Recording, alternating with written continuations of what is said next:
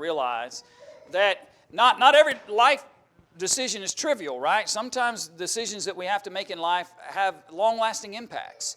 And so this morning, we're not talking about where you're going to eat lunch today or what you're going to have for supper tonight or whatever, but not those kinds of mundane, routine kinds of decisions. But we're talking today about the idea of exercising good judgment when making vitally important, soul-changing decisions in our lives. Because the truth of the matter is that every decision we make as it relates to our spiritual condition with God is important. Every choice and decision that we make in terms of our behaviors and our life decisions can impact the relationship we have with God and ultimately impact the eternal relationship that we seek in that eternal home that He has for us. And so this morning, just walk with me for a few minutes and let's talk about a handful of things that I think can encourage us in making wiser and better decisions as we walk through this life. And let me start here. Sometimes we automatically think, well, don't make bad decisions, right? Let's not make sinful decisions, and that's absolutely true. We don't want to do that. But sometimes we're looking at a circumstance, and it's not necessarily about whether or not it's sinful, but we might also want to ask the question, is it going to create potential problems in my spiritual walk? It doesn't have to be sinful. That's my point. It doesn't have to be sinful to create challenges to our spiritual relationship with God. It doesn't have to be something that God has directly forbidden for it to be a challenge to us. Now, certainly sin is that. Notice verse 1 of Hebrews chapter 12 with me, when he tells us to let us lay aside every weight and the sin which so easily ensnares us, and let us run with endurance the race that is set before us. It's interesting to me, and maybe I'm misunderstanding the text here, but notice that he says, let us lay aside every weight and the sin which is so easily ensnares us. My point, friends, is that the weight and the sin aren't necessarily the same thing in the verse. He says, lay aside every weight and lay aside all the sins that ensnare us and challenge us in the choices and decisions we make. And my point simply this morning is this: there could be all kinds of things that aren't necessarily defined or condemned as sin, but they may simply be decisions that are slowing us down in moving forward in our relationship with God. They're weighing us down. They're challenging us in the choices and decisions that we're trying to make. And those can come in various forms, right? There's nothing wrong with certain activities. You might like to golf. You may like to fish. You may like to sew. You may like to cook. You may like to scroll your Facebook page, right? You may enjoy all kinds of things, and those things may be perfectly fine within themselves. Not necessarily something that God would condemn, but all of them could become a weight and a snare that actually slows down our relationship with God. When things become more of a priority than God in our lives, that's not a good decision to make. When we place anything and everything above Jehovah, and God finds Himself somewhere down the list of priorities, that's not good thinking. And it's not good decision making on my part. That is the weight, I believe, the writer of Hebrews in Hebrews chapter 12, verse 1, is trying to get us to encourage to let aside. Sure, set aside the sinful things. That, in essence, is kind of just understood, right? We shouldn't want any sins, anything God condemns, put onto our charge weighing us down. But He encourages us to recognize that there could be all kinds of things. And have you ever just asked yourself, well, how often do I put God first? Could you, if I asked you, and I'm not going to ask you, but I want you to think about it, could you find moments in your life where something else took precedent over God? I know I've done that. I know there have been times in my life where I've chosen Brian over God, and I would be dishonest to stand before you and act like that's never happened, that only happens to other people. It happens to, I'm going to say, to all of us. That's not a judgment. I think it's just a reality. There are moments and decisions and choices in our lives where God ends up secondary or third or fourth, or maybe He's not even on the list because so many other things are weighing us down spiritually. When you're making your choices and your decisions, be wise. Is this sinful? Then don't do that, obviously. Is this going to weigh me down? Is it going to take too much of my time? Is it going to preoccupy my thinking too much? Am I going to devote way too much effort to this, and God and my service to Him are going to suffer because of that? Then we need to slow down and think about those choices and ask ourselves, is God really the priority in my life that He should be? Am I really focusing on Him in the manner that I should? Number 2, ask yourself this: will it enhance my ability to shine the light and be the salt that God would want me to be? Familiar text, right? Matthew chapter 5. Run over there with me. Passages that most likely we're pretty familiar with, but I just want you to think about it with me this morning. Matthew chapter 5 and in verse 16. Words of Jesus in this text. He says, "Let your light so shine before men that they may see your good works and glorify your Father in heaven." I don't know whether you've thought deeply about what Jesus is challenging us to do in Matthew 5:16, but He has challenged us to be the kind of light that others don't see me, they see God. They see the glory of God in me. Not that we should boast or brag or feel superior because of that, but He still challenges us to do that. When I'm making my choices and decisions, we've already said it, if it's sinful, out. But how will this enhance? Will this decision allow for people to see God more in me or less in me? Will this choice allow people to recognize that my life is intended to honor and glorify God the Father, or will they actually wonder whether that's actually a relationship that I have in my life? What will people see? And I know there's a tendency maybe for us to think, well, what does it matter what other people think, right? And I suppose there's an element of that. I agree that there's an element of truth to that, right? Because the truth is, some people may think that you're crazy for being here this morning when you could be at all kinds of other places. And maybe, right? There are people who think you could have done anything this morning and you chose to go there. So you can't worry about what people think, right? At times you can't occupy your mind and thoughts about, and yet there are times we do need to be considering. What are people, not necessarily what are they thinking, but what are they seeing? What do they see in me? Do they see a believer? I told you the other day about practically getting accosted by a fella trying to give me a Christian t-shirt over in New Philadelphia, Ohio the other day. I mean, he's beating on my window, wanting to shove that thing right inside there, right? He wanted me to know. I told you I appreciated his spirit. And I quickly said, I'm a believer. I don't need your t-shirt, right? And tried to help them know, right? But we should want people to know that I'm a believer. We should want people to see in me a light that glorifies the Father, and the choices and decisions I make may impact that. Go over into 1 Timothy chapter 4. In 1 Timothy chapter 4 and verse 12. 1 Timothy chapter 4 and verse 12. He speaks to young people here. The application can be seen in other ways as well, but he says, let no one despise your youth. I think the imagery here is, Timothy, don't give people reason to reject the teaching.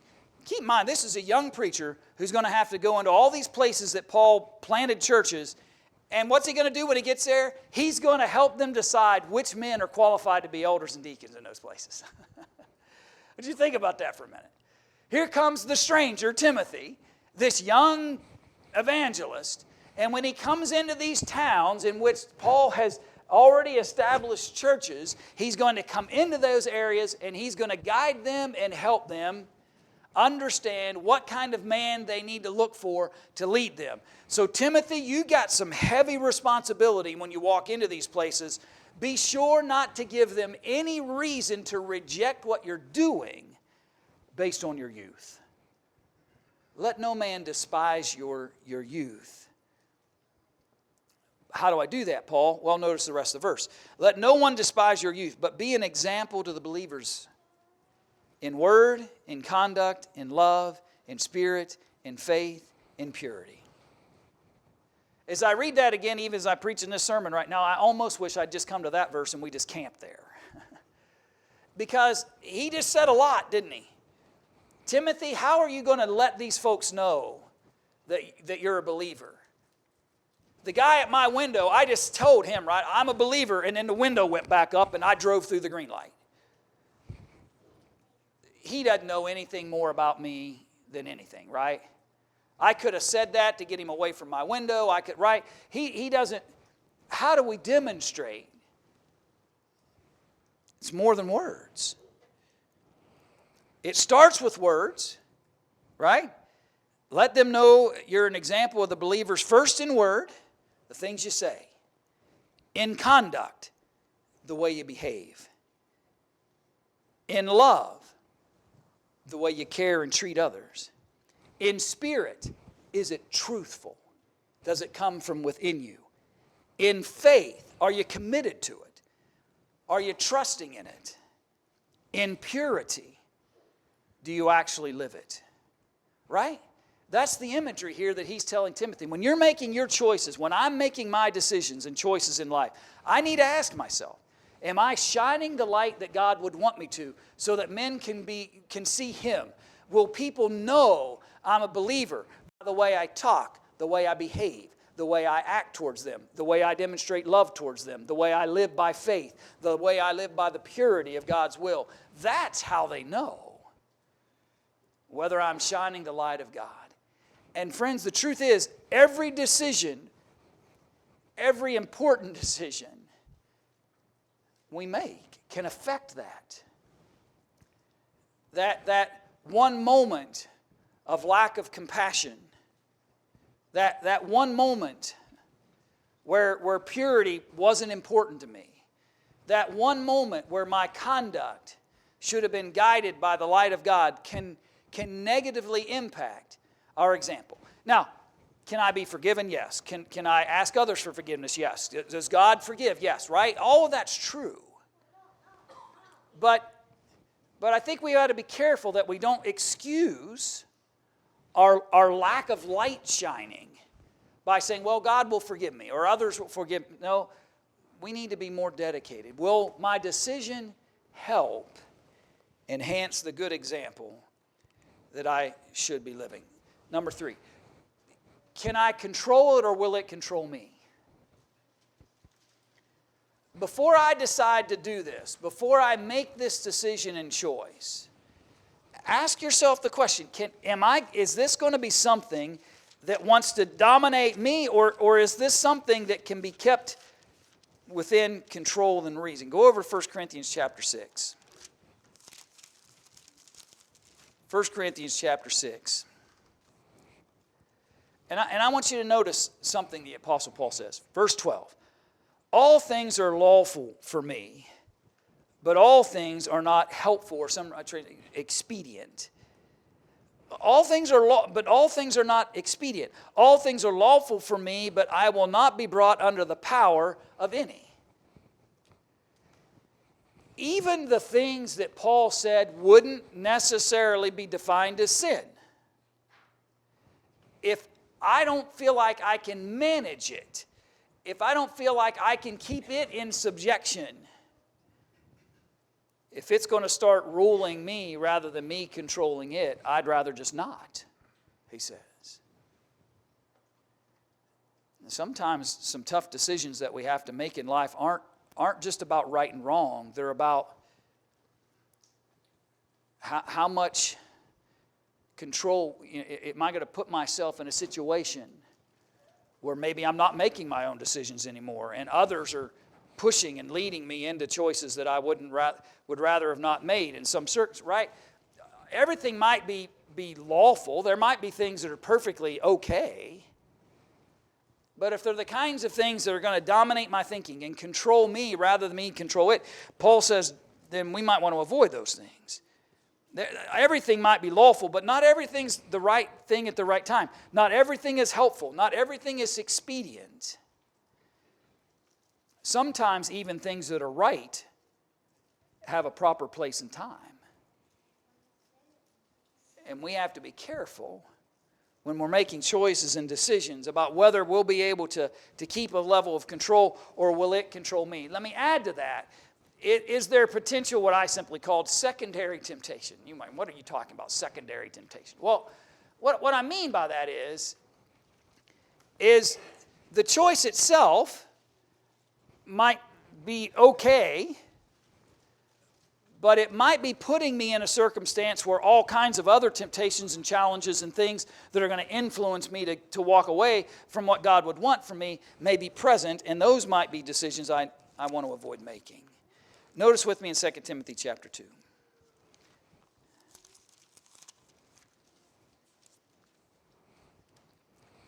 Second Timothy chapter 2, verse 22. The words of the Apostle Paul. Flee also youthful lust, fornication. But pursue righteousness, faith, love, peace with those who call on the Lord out of a pure heart. It's interesting.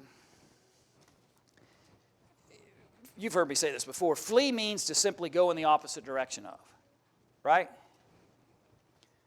I don't want to make choices that lead me even near the temptations. I want to make choices that lead me towards righteousness and faith and love and peace, right?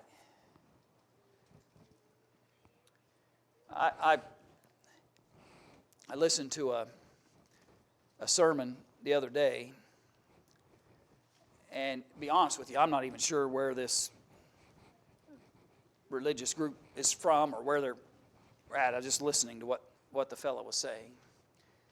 And it was interesting because he in that sermon, he, for lack of a better word, ridiculed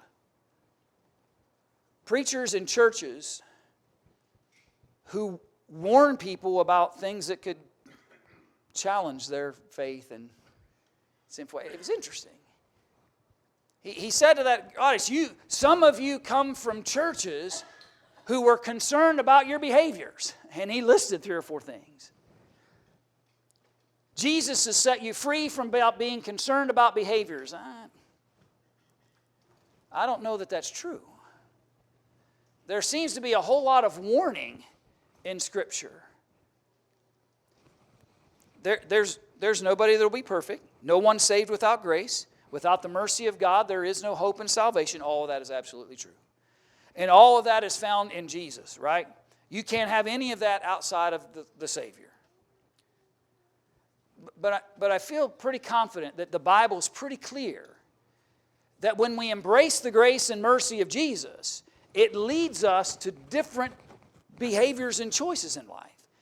You don't choose the grace and mercy of Jesus so that you can behave any way you want. You choose the mercy and grace of Jesus because He forgives us through that power, and He leads us to better decisions and better choices. He leads me to get out of the things that are going to tempt me to transgress the will of God. We have a religious mindset that's prevalent in today's world that tries to say that embracing grace and avoiding sin are contradicting each other. That if you accept grace, you won't worry about sin because Jesus will take care of that. I simply try to get us to appreciate this morning. The Bible talks about both of those things and how they work collectively together. Our choices and decisions are important. Why would Paul warn? Flee.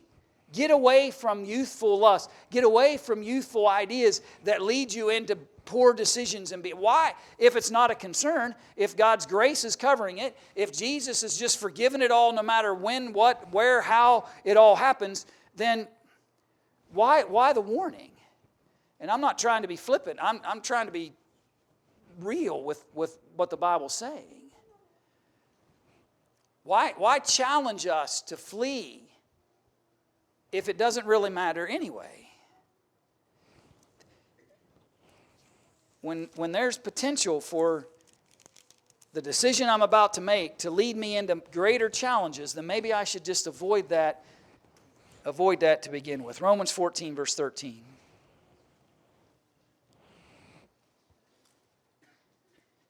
Remember that my choices may be harmful to others as well.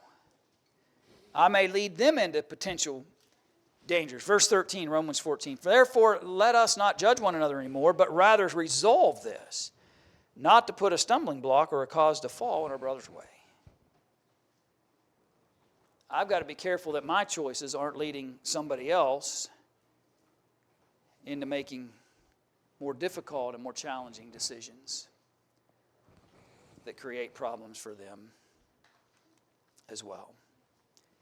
Does it place me in a weakened relationship or circumstance? Let me just share the 2 Corinthians text with you this morning. 2 Corinthians chapter 6 and verse 14.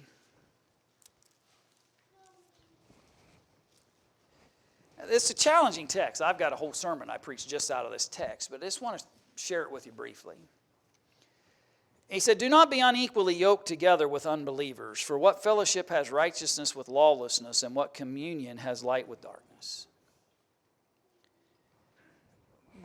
Before I make a choice, a decision, I might want to ask myself, okay, is this going to put me in an unbalanced circumstance where maybe now I'm not even making the decisions myself. Somebody else is making the decisions for me. It's unequal, right? The burden here that Paul is talking about is an unequal yoke where the bond leans one way more than it leans the other.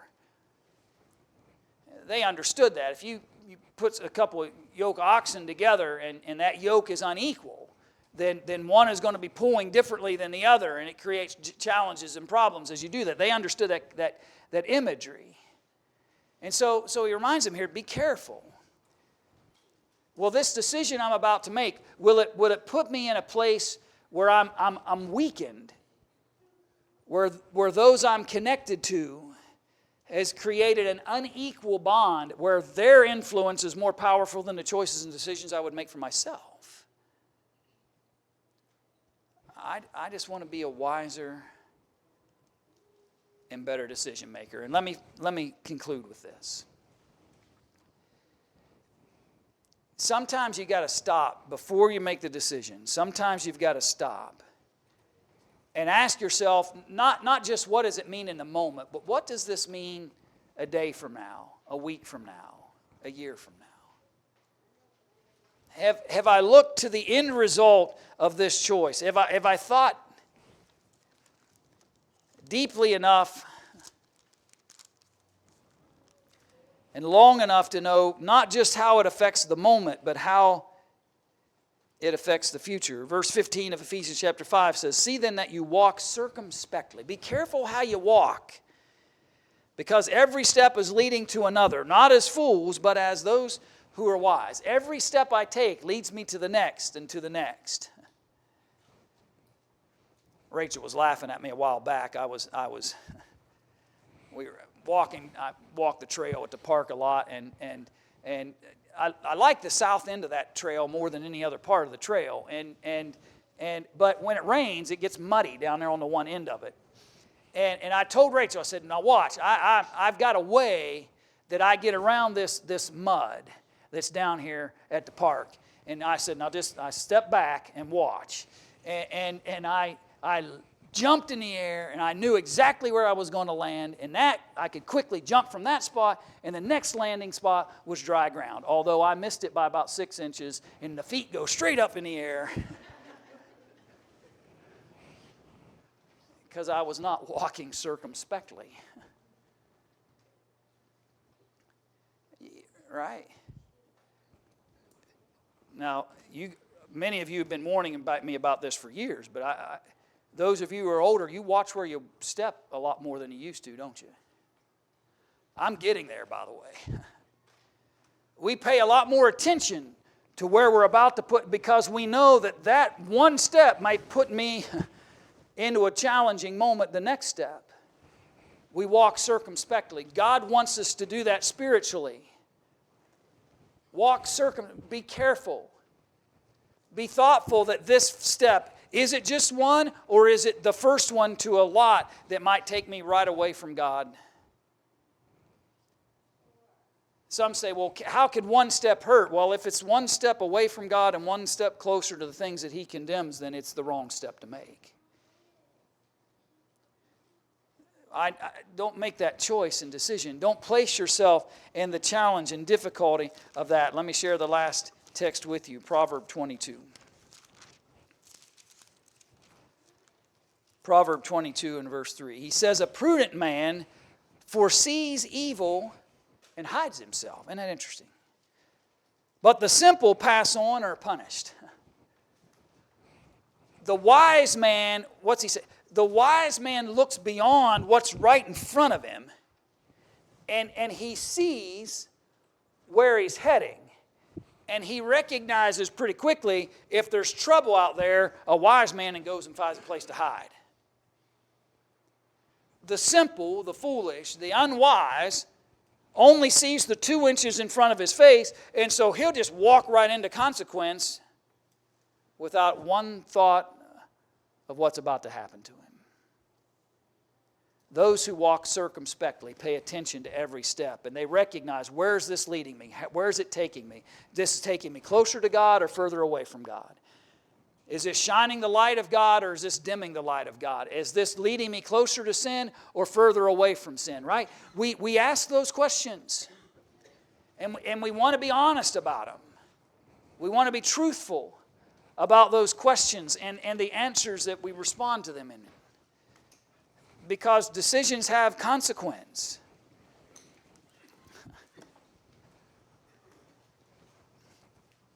You've heard me say before, I try not to isolate generations and say, well, this generation's worse than that generation and that, because we could take it back in the Bible and find all kinds of generations long before ours that are pretty evil.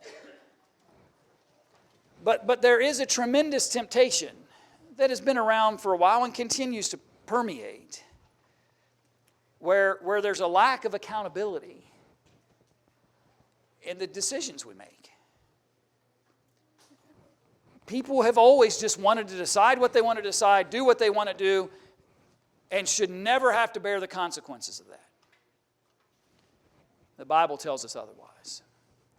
He warns us, walk circumspectly, make wise decisions, be cautious, think it through. And sometimes, even when it may be perfectly fine within itself, you may want to step back from it because it may have secondary issues that you need to have your eyes open to. It may occupy you so much that now all of a sudden God is no longer a focus to you, right? Even Paul said lawful things may not always be immediately expedient. Decision making is hard. And that's why we should be thoughtful and prudent and wise, to walk circumspectly, make our decisions thinking about where this takes me, and is it taking me closer or further from God? And there's only one way we really should want to go. How can we help you do that today? If there's something in your relationship with the Father we can encourage you in to step into His promises. Maybe there's more to be learned, and God's gracing us with opportunity and time to appreciate more and more what He wants from us. But if there is a way we could help you this morning to step into the promises of God and to appreciate the salvation and hope found in Jesus, we'd invite you to come, even now while we stand and while we sing.